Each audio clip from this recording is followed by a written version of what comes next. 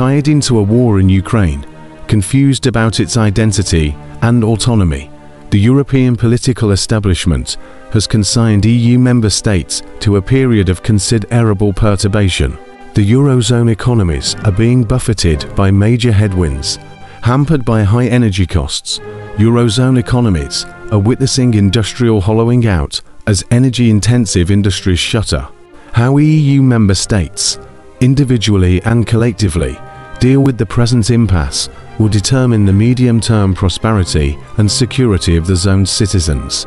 In the face of its myriad challenges, the EU is showing signs of fragmentation. There are doubts about the European Commission's capacity to build a genuine and robust sense of common purpose. This is apparent across all key policy vectors: the Ukraine war, migration, and industrial development.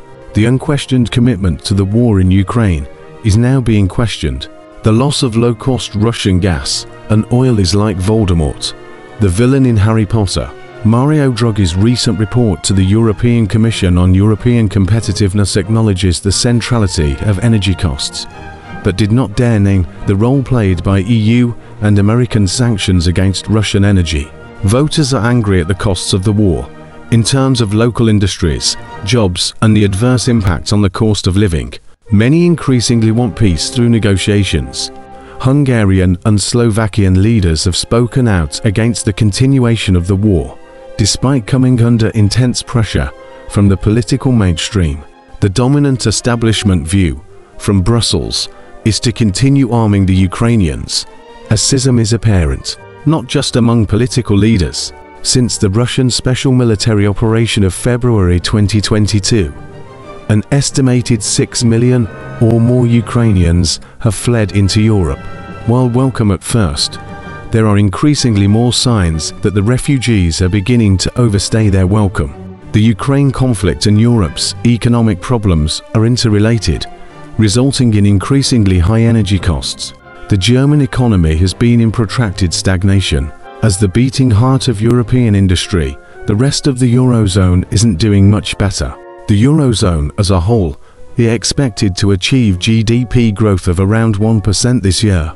With economic woes and concerns about migration, voters turn toward anti-immigration and anti-war candidates. European nations' responses to proposed tariffs on Chinese-made electric vehicles (EVs) is further evidence of growing schisms across the region. The European Commission initiated a closed-door inquiry into two alleged subsidies for Chinese manufacturers, resulting in proposals to impose a range of tariffs. At a vote of the 27 member states, the proposal for tariffs was supported by 10 nations. 5 opposed the tariffs and 12 abstained. The Commission proceeded to impose the tariffs anyway, despite the overwhelming majority of member states not supporting them. The UK, while no longer a member of the EU, is also on the cusp of economic challenges. The new Labour government's austerity measures are more likely to exacerbate the economic woes than to alleviate them, while already leading to a collapse in the administration's public standing. Divided on critical issues, European nations and the EU generally face an uncertain future. The economic conditions are dire for many. The social embodiment of these problems, particularly in terms of growing hostility toward migration, feeds a feverish political environment that destabilizes institutions and elites. Without addressing the elephant in the room, namely, resolving the energy uncompetitiveness problem, European economic policy is likely to be piecemeal. Without a coherent long-term vision, the tensions between protectionists and others are likely to continue for the foreseeable future. French President Emmanuel Macron once said that Europe will not be a geopolitical priority for the US. Like before, Macron laments the loss of European autonomy. And like before, there seems to be little clarity about the root causes of Europe's confusion and discomfort. Meanwhile, and as a consequence, the social-political situation across Western Europe is likely to become more volatile.